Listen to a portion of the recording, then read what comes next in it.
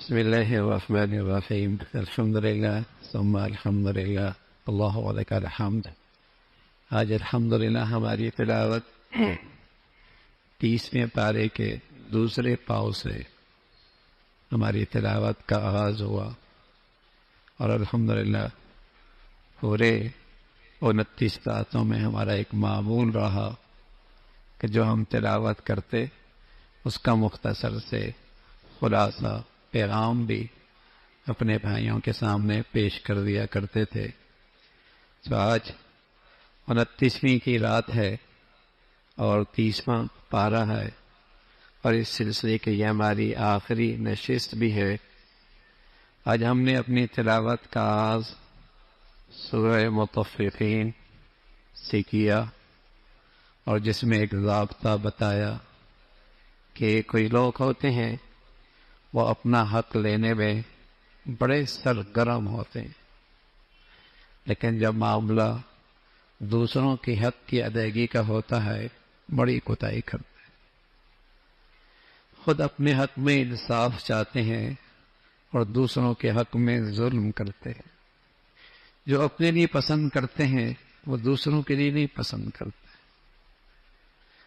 جو اپنا حق لینے میں بہت اہتمام، بہت سرگرم، دوسرے کے حق دینے میں بہت کوتاہ، بہت انصافی سے کام لیتے ہیں، فرمایا یہ وہی ہو سکتا ہے جیسے مرنے کا یقین نہیں ہے۔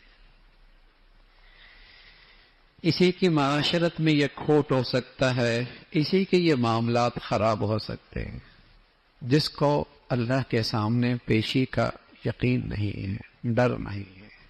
گناہ ہے نا، دل سیاہ ہو جاتا ہے، زنگ لگ جاتا ہے، زنگ لگ اللہ والران علی قلوب، دلوں پہ زنگ لگ جاتا ہے۔ اور اب اس کا ایک آسان سے ترجمہ کیا کرتے ہیں، آنکھوں کا موتیا ہوتا ہے، آدمی آنکھوں کا اندھا بن جاتا ہے، دور کی چیزیں نظر نہیں آتی۔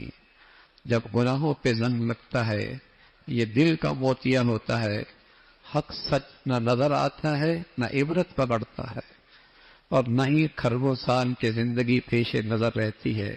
اسی زندگی کے تو جینا مرنا سمجھتا ہے، یہ دل کا موتیا ہوتا ہے۔ ان کے لیے سجین فرمایا، نیک لوگوں کا تذکرہ فرمایا، علیین، جہاں نیک لوگوں کی روحیں ہوں گی، ان کے اعمال ہوں گے جنتی، ان پر چہرے پہ نعمتوں کے تازگی ہوگی۔ تسنیم چشمے سے شراب ملی ہوئی، اس سے بڑا لطف وہ لے رہے ہوں گے۔ دنیا میں جو اہل دین کا مذاق اڑایا کرتے تھے، آج ان کا مذاق اڑایا جا رہا ہے جب وہ اللہ کی پکڑ میں آئیں گے۔ سورہ انشقاق ہے، زمین کا نظام درام برم ہو جائے گا، اور یہ آسمان اور زمین اللہ کا حکم مانیں گی، اور ماننا ہے اس نے، اللہ کی مخلوق ہے۔ یہ انسان مختلف سفر کرتے کرتے بچپنا، جوانی، ادھیڑ عمر، بڑھاپا، موت، سفر کرتے کرتے پہنچنا اس نے اللہ کے پاس ہی ہے، جانا وہیں ہے، کہاں جائے گا؟ پھر اللہ نے سورہ بروج کا تذکرہ فرمایا، قسمیں کھائی، اور ایک خاص واقعہ ذکر فرمایا۔ ایک یہودی بادشاہ تھا، کاہنوں سے کام لیا کرتا تھا، جادوگروں سے مدد لیا کرتا تھا، بوڑھا ہونے لگا وہ جادوگر۔ ایک بچہ اس کی شاگردی میں لایا گیا، بچہ جاتا، شاگردی حاصل کرتا، جادوگری سیکھتا۔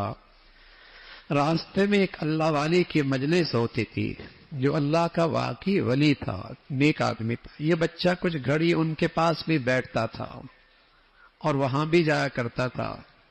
ایک دن راستے میں ایک شیر نے لوگوں کا راستہ روک رکھا، اس نے ہاتھ میں پتھر لیا اور کہا، اے اللہ، جس کے پاس میں جاتا ہوں اگر واقعی وہ اللہ والا ہے تو اس شیر کو، اس سے موت آ جائے، لوگوں کے لیے راستہ کھل جائے۔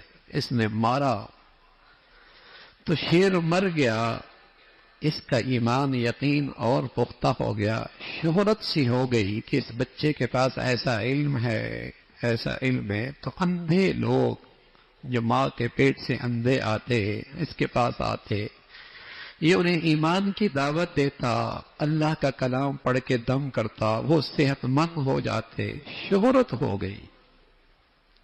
ہو گئی، یہودی تھا بادشاہ، اس اللہ والے کو بھی شہید کر دیا، اس بینا جو اندھا کے بعد بینا ہوا اسے بھی شہید کر دیا۔ اس نوجوان کے لیے عبرت کا نشان بنانے کے لیے اپنے کرندوں سے کہا پہاڑ پہ لے جاؤ، اسے وہاں سے گراؤ، جسم کے ٹکڑے ہو جائیں۔ لے کے گئے، زبان پہاڑ پہ حرکت آئی، سارے مارے گئے، اللہ نے اس کی حفاظت فرمائی۔ پھر اسے سمندر میں لے جایا گیا، کہا کشتی میں لے جاؤ، اسے اٹھا کے پھینک دینا، عبرت کا نشان بناؤ۔ کشتی الٹی، سب مر گئے، یہ بچ گیا۔ جیسے اللہ بچانا چاہے کون مار سکتا ہے؟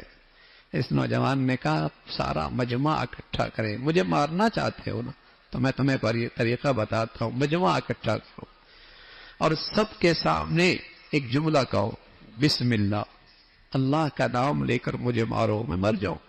سبحان اللہ، کیسا خوش نصیب نوجوان تھا، اپنی جان کی قربانی تو دے رہا تھا لیکن ہزاروں آدمیوں کو ایمان سے جوڑ رہا تھا اور لوگوں کو تعارف کرا رہا تھا اپنی قربانی سے کہ کوئی ذات ہے، اللہ ہے۔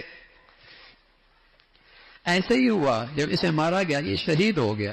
جب شہید ہو گیا تو ہزاروں آدمی ایمان لے کے آ گئے۔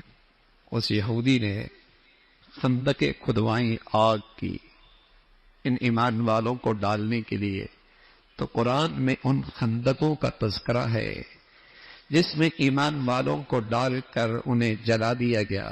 اللہ تو اللہ ہے، اللہ تو اپنے پیاروں کی روح پہلی قبض کر لیتا ہے، انہیں آگ و آگ نہیں لگتی۔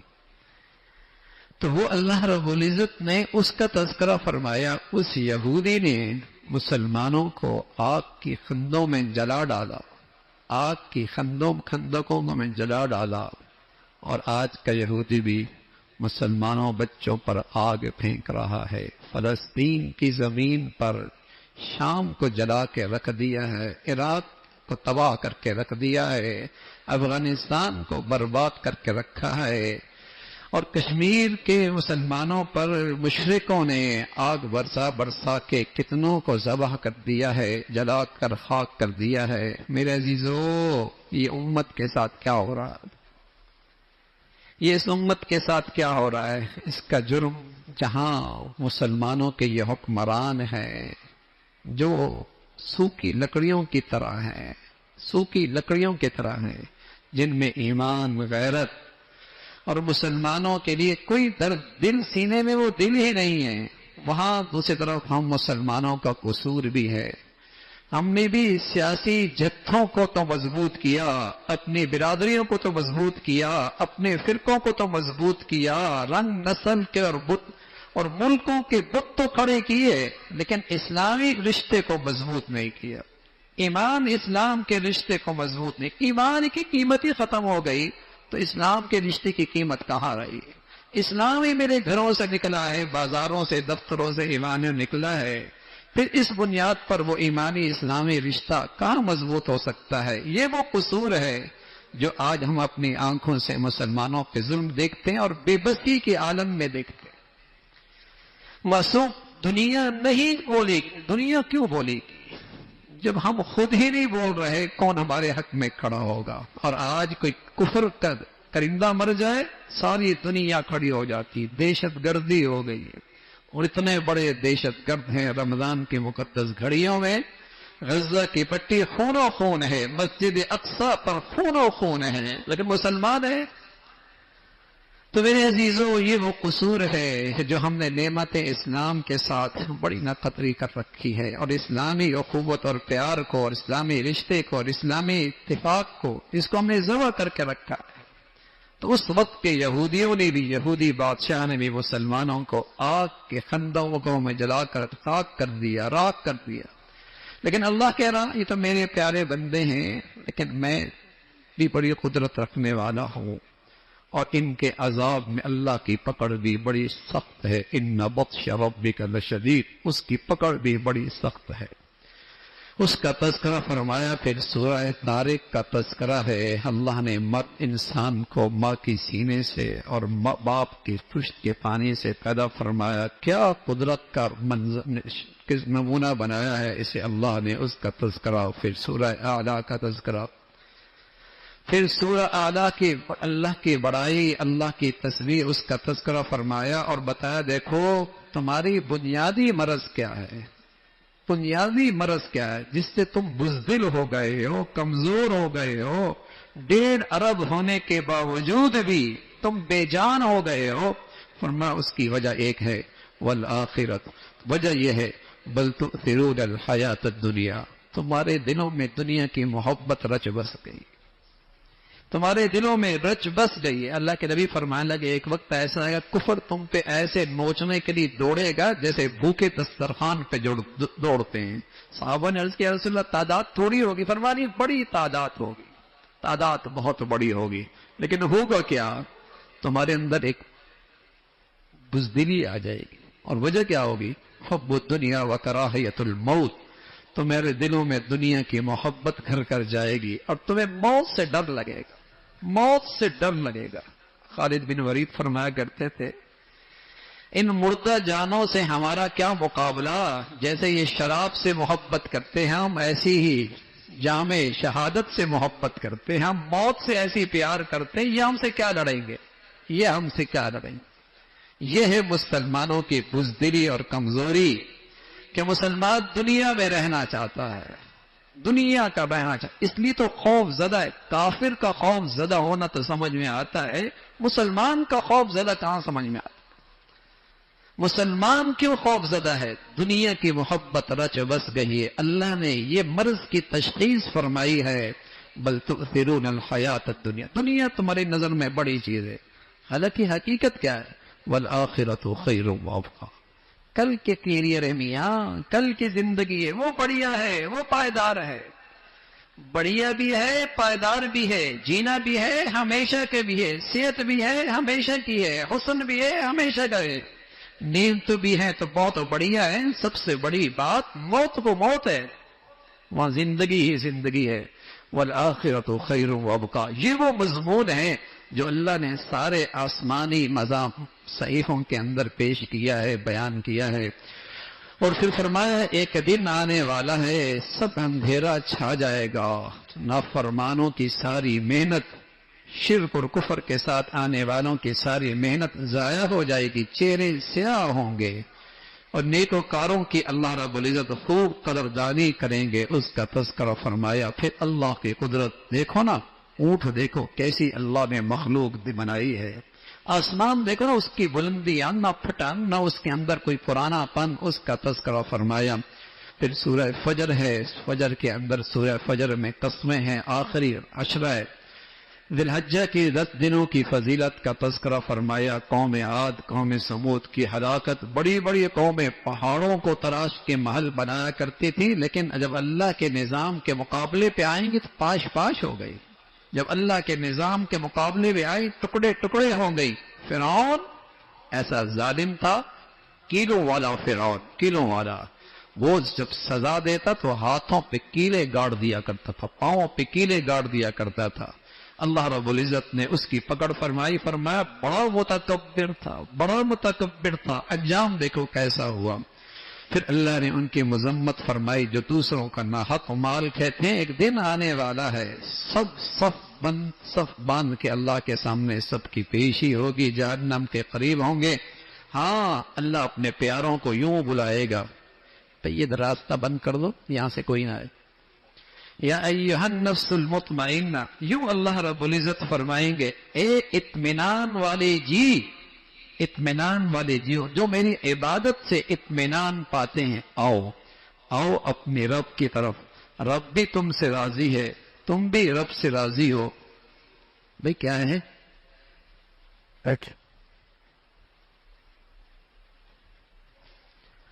تو اللہ رب العزت اس طریقے سے پکاریں گے فادخلی فی عبادی وادخلی جنتی. پھر سورہ بلد کا تذکرہ ہے، سورہ بلد کا تذکرہ ہے جس میں مکہ کی سرزمین کی عظمتوں کا تذکرہ، پھر انسان جو اللہ کو نعمتیں دیتے ہیں ان نعمتوں کا تذکرہ فرمایا، پھر سورہ شمس ہے کئی ساری قسمیں کھانے کے بعد بتایا جو اپنے دلوں کو پاک صاف کر لیتا ہے کامیاب وہی ہوا کرتا ہے۔ یہی قیمت کل قیامت کی منڈی میں چلے گی، نہ دولت چلے گی، نہ مال چلے گا، نہ اولاد چلے گی، دلوں کی پاکیزگی اور طہارت، جس میں ایمان کا نور ہو، اللہ اور اللہ کے رسول کی محبت کا نور ہو، یہی دل کی قیمت کل کی منڈیوں میں چلے گی، یہی لوگ کامیاب ہوں گے۔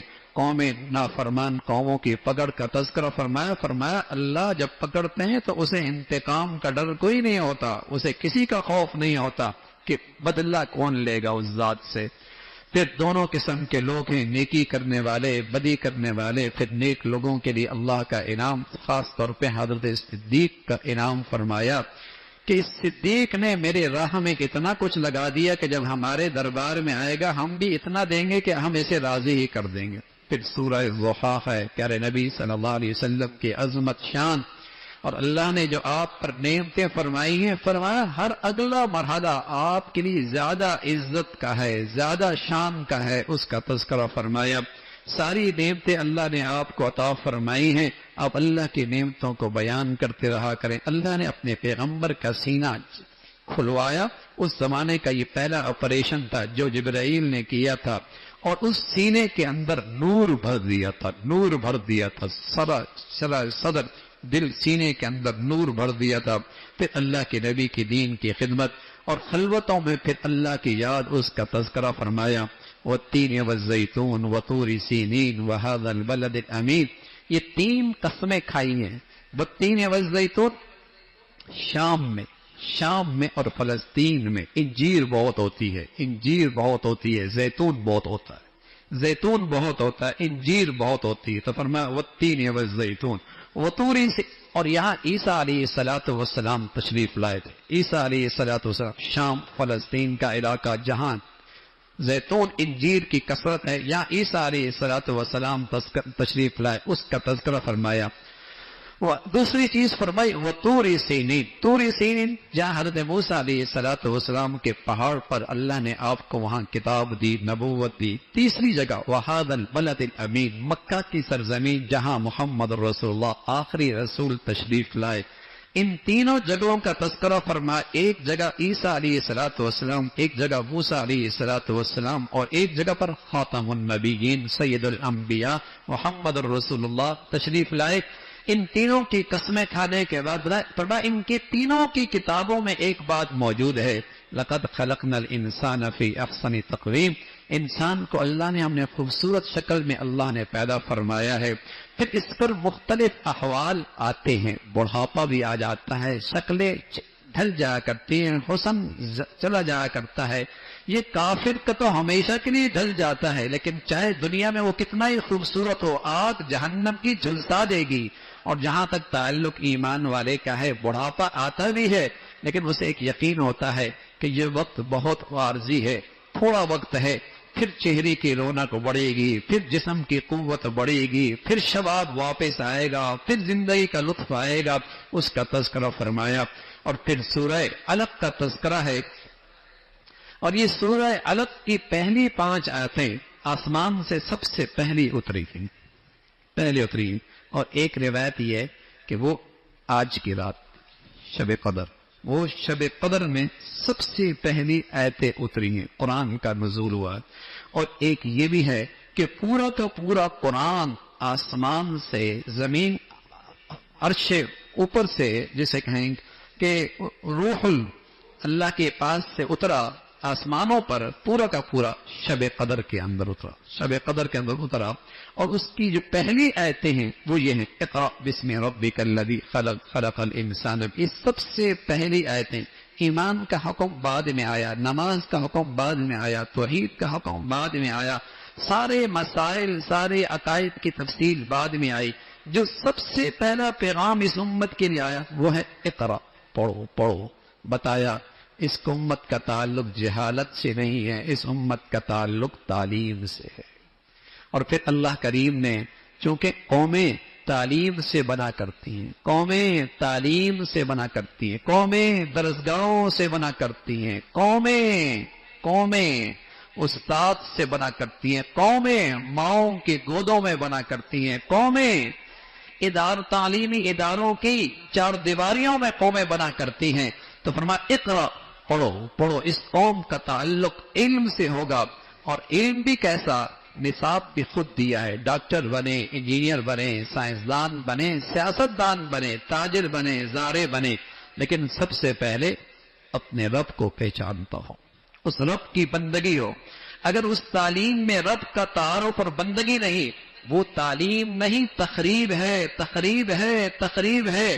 لوٹنے کے طریقے آئیں گے، کرپشن کے طریقے آئیں گے، دولت کو سمیٹ کر تجوریوں میں بھرنے کے طریقے آئیں گے۔ جتنے پڑھے لکھے ہیں اللہ سے بیزار اور اللہ سے دور ہیں، وہ کیا ہوا؟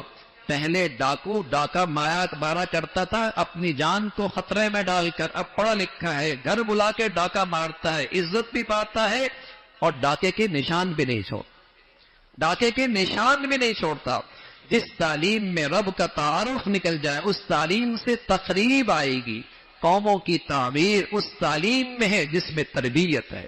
قوموں کی، ہمارا مسئلہ تعلیم نہیں ہے، ہمارا مسئلہ تعلیم کے ساتھ تربیت ہے۔ ڈگریوں والے تو بگاڑ پیدا کرتے ہیں۔ کیا جنگلوں سے لوگ آتے ہیں؟ ہمیں جو 70 سال سے لوٹا ہے کیا جنگلوں سے آئے تھے؟ نہ، بڑے بڑے اداروں سے، یونیورسٹیوں سے، اداروں میں بیٹھے لوگ پڑھے لکھے ہیں۔ تربیت نام کی چیز کوئی نہیں ہے، خوف خدا نام کی چیز کوئی نہیں ہے، یہ تعارف ہی نہیں ہے کہ پالتا رب ہے، رب پالتا ہے۔ اللہ نے تعلیم کی اہمیت بھی بتائی، تربیت کی بھی اہمیت بتائی ہے۔ تعلیم وہی تعلیم ہے جس میں تربیت بھی ہو، اس کا تذکرہ فرمایا۔ پھر فرعون ظالم، اس قوم کا فرعون ابو جہل تھا، اس قوم کا فرعون ابو جہل تھا، وہ اللہ کے نبی سے دشمنی کرتا تھا۔ آپ نماز پڑھ رہے تھے، وہ پریشان کرتا تھا، آپ نے اسے پرے کیا۔ جب پرے کیا، کہنے لگا مکہ کی سب سے بڑی مجلس میری ہے، پوری مجلس آ کر آپ کے ساتھ مقابلہ کرے گی۔ اللہ کی طرف سے جواب آیا، یہ آئیں تو صحیح، بتا دیں اللہ کے فرشتے میرے ساتھ ہیں، اللہ کے فرشتے میرے ساتھ ہیں۔ پھر سورہ قدر کا تذکرہ فرمایا۔ جانتے بھی ہو قدر ہے کیا؟ کیا انداز ہے اللہ کا؟ وما ادراک ما لیلۃ القدر، جانتے بھی ہو لیلۃ القدر ہے کیا؟ اس کی شان کیا ہے؟ اس کی عظمت کیا ہے؟ لیلۃ القدر خیر من الف شہر، یہ ایک مہینے کی عبادت 80، 83، 84 سال سے عبادت سے زیادہ ہے۔ 1000 مہینے کوئی شخص دن رات عبادت کرے، اتنی عبادت ایک رات میں اس امت کو نصیب ہو سکتی ہے۔ پیارے نبی کے صدقے، پیارے نبی کے صدقے اس امت کو ایک رات میں وہ عبادت نصیب ہو سکتی ہے۔ کیا کچھ نہیں دے گئے اس امت کو پیارا نبی، اور کیا کچھ نہیں دلا کر گئے اس امت کے لیے اللہ کا پیغمبر ایک رات میں 83، 84 سال۔ بتائیے کسی زندگی کو 40 سال کسی کو مل جائے شب قدر، کہاں پہنچے گا؟ کہاں پہنچے گا؟ شب قدر کی عبادت نصیب ہو جائے، بندگی۔ فرشتے آتے ہیں، فرشتے اس رات کو اترتے ہیں، دو کام کرتے ہیں۔ ایک تو جو اللہ کی عبادت کر رہا ہوتا ہے اس کے لیے دعائیں رحمت کرتے ہیں، اس کے لیے وہ دعائیں رحمت کرتے ہیں، اور دوسرا وہ پورے سال کے تقدیر کے فیصلے لے آتے ہیں زمین پر، پھر اپنے اپنے وقت پر اس کی تعمیل کرتے ہیں۔ پورے سال کے تقدیر کے فیصلے لے آتے ہیں اور پھر اپنے اپنے وقت پر اس کی، جسے کہیں کہ تعمیل کرتے رہتے ہیں۔ اور جو بھی اس رات عبادت کر رہا ہوتا ہے اس کی عبادت پر اس کے لیے دعائیں رحمت کر رہے ہوتے ہیں۔ اور بعض خوش نصیبوں سے تو فرشتے سلام بھی کرتے ہیں، اور اس سلام کا اثر کیا ہوتا ہے؟ اس سلام کا اثر کیا ہوتا ہے؟ دل میں رقت آ جاتی ہے، دل میں رقت آ جاتی ہے، دل میں رقت آ جاتی ہے، اندر سے رونے کا عبادت کرتا دل کرتا ہے، اللہ کی عبادت کا شوق اور بڑھ جاتا ہے۔ یہ علامت ہوتی ہے کہ اللہ کے فرشتے اس کے پاس آئے ہیں۔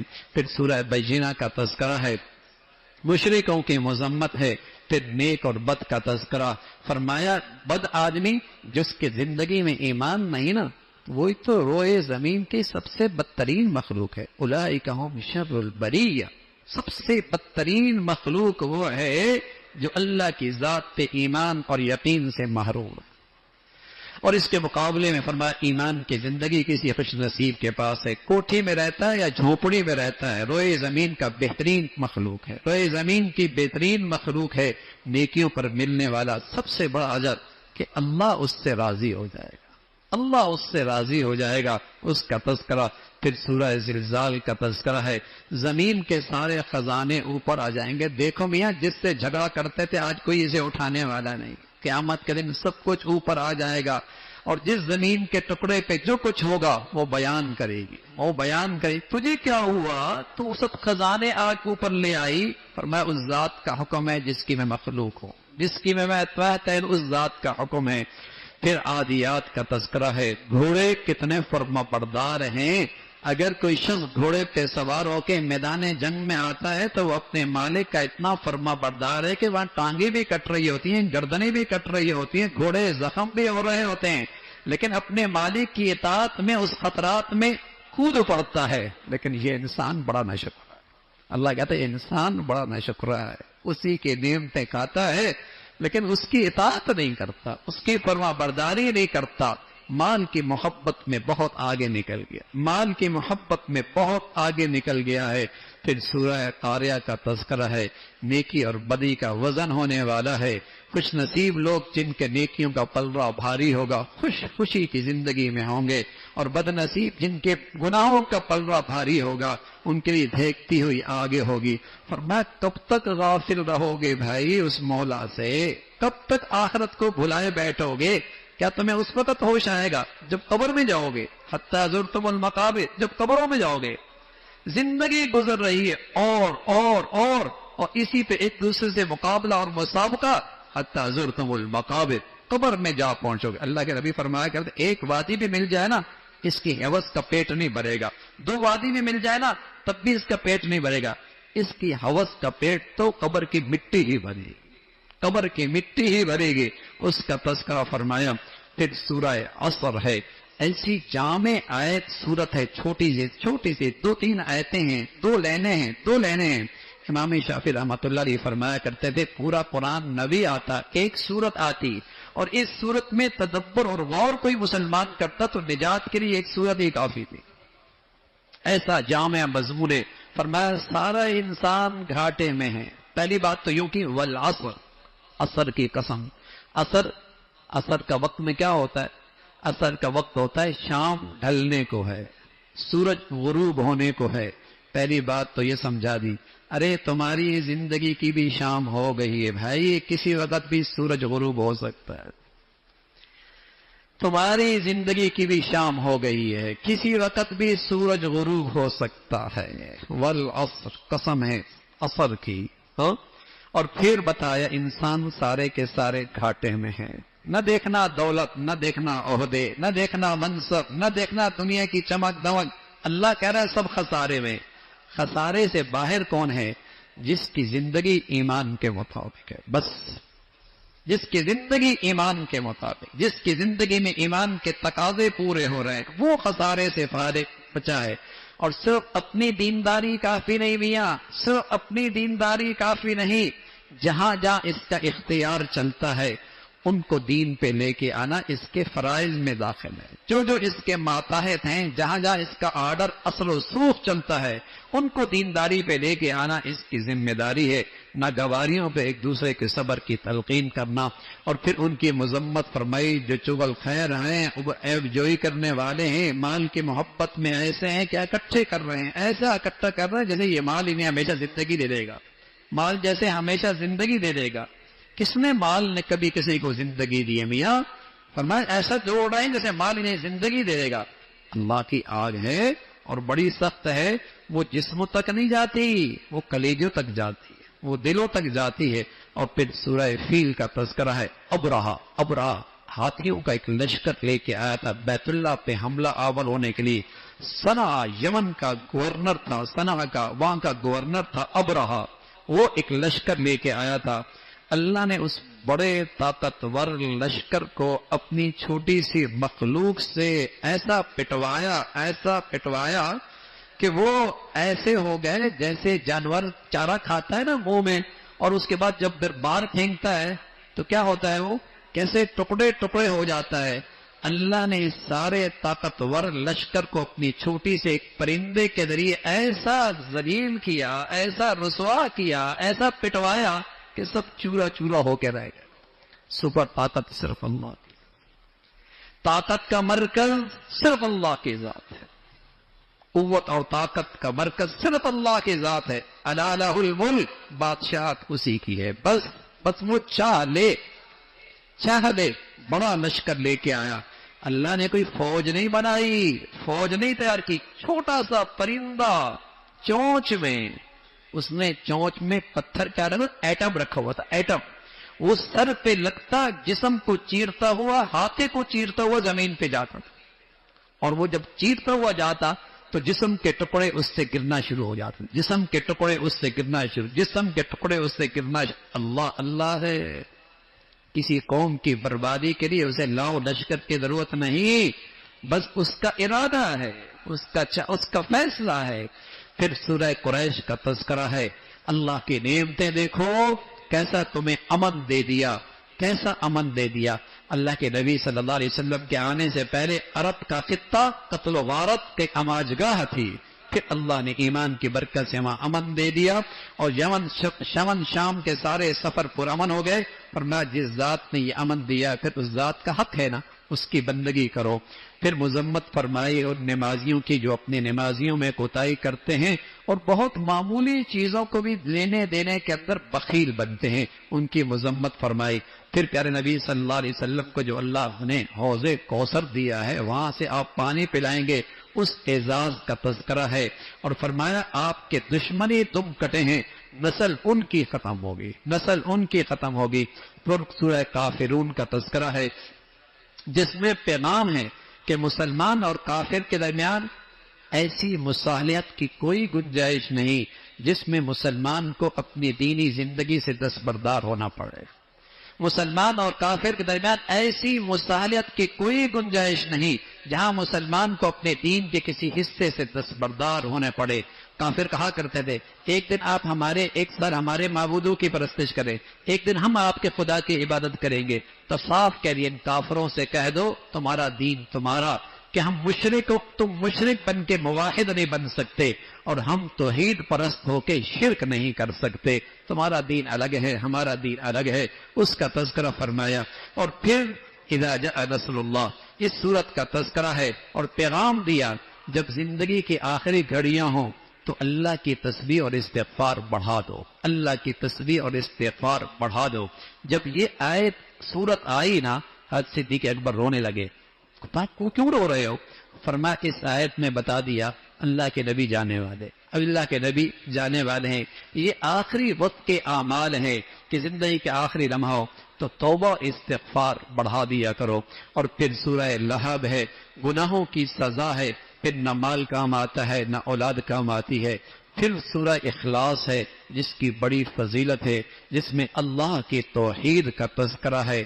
وہ کسی کا بیٹا نہیں، کوئی اس کا باپ نہیں، وہ کسی کا والد نہیں، وہ ایسی ذات ہے جو یکتا ہے، ذات صفات میں وہ سب سے بے نیاز ہے، اس کا کوئی ہمسر نہیں۔ پھر سورہ فلق ہے اور سورہ ناس ہے، یہ دو صورتیں 11 آیات تمام آفات کے لیے قلعے کا کام کرتی ہیں، تمام آفات، روحانی، جسمانی، دنیاوی، اخروی، تمام آفات سے حفاظت کے لیے قلعے کا کام کرتی ہیں۔ اور شاید اللہ کے نبی پہ جو تھوڑا بہت جادو کا اثر ہوا تھا، حالانکہ بہت سخت جادو کیا گیا تھا، بہت سخت جادو کیا، یہودیوں نے کیا تھا، یہودیوں نے کیا ہوتا، ایک کنگھی پر کیا تھا، ایک کنویں میں رکھ دیا تھا، اور اس کنویں کا رنگ بھی بدل گیا تھا، کتنا سخت جادو تھا۔ لیکن حضرت عائشہ فرماتی ہے رضی اللہ تعالیٰ عنہ، حضور علیہ السلام پر صرف اس پر اتنا اثر ہوا، کوئی چیز رکھتے اور بھول جاتے، بس کوئی چیز رکھتے اور بھول جاتے۔ لیٹی ہوئی آئے جبرائیل امین آئے، اور انہوں نے آ کر سرانے میں ادھر فرشتہ ہے بتایا کہ فلاں نے جادو کیا، اور اتنی گرہیں لگی ہوئی ہیں اور اتنی آیتیں ہیں، ہر ایک آیت پر ایک گرہ کھولی جائے، ہر ایک آیت پر ایک گرہ کھلتی چلی جائے گی۔ اور یوں آپ فرمایا کرتے تھے ایسا ہے جیسے میرا جسم کھل گیا ہے۔ لیکن سچ یہ ہے کہ یہ امت کو پیغام دیا گیا کہ تمہارے بھی دشمن ہوتے ہیں، حاسد بھی ہوتے ہیں، شریر بھی ہوتے ہیں، انسانوں میں بھی ہوتے ہیں، جنوں میں بھی ہوتے ہیں، اپنے بھی ہوتے ہیں، پرائے بھی ہوتے ہیں. تم کیوں نہ اپنی زندگی کا معمول بنا لو، ان صورتوں کو روزانہ پڑھ لیا کرو. اللہ کے نبی فرمایا، اللہ کے نبی کو جب یہ آیتیں مل گئی، حضرت عائشہ فرماتی ہیں موت تک، دنیا سے جانے تک آپ علیہ الصلوۃ والسلام اور ہم روزانہ ان صورتوں کو رات کو سونے سے پہلے 3 بار پڑھتے اور اپنے ہاتھوں پہ پھونکتے اور پھر پورے جسم پہ مل لیا کرتے، پورے جسم پہ. اور اتنا اہتمام تھا جب آپ مرض الموت میں تھے، یعنی بیماری کا آخری وقت تھا، تب بھی آپ ان صورتوں کے پڑھنے کا اہتمام کرتے تھے. یہ بہت مجرب نسخہ ہے، جو جتنا یقین کے ساتھ پڑھے گا، جتنا یقین سے پڑھے گا، اس کے مبارک اثرات آئیں گے.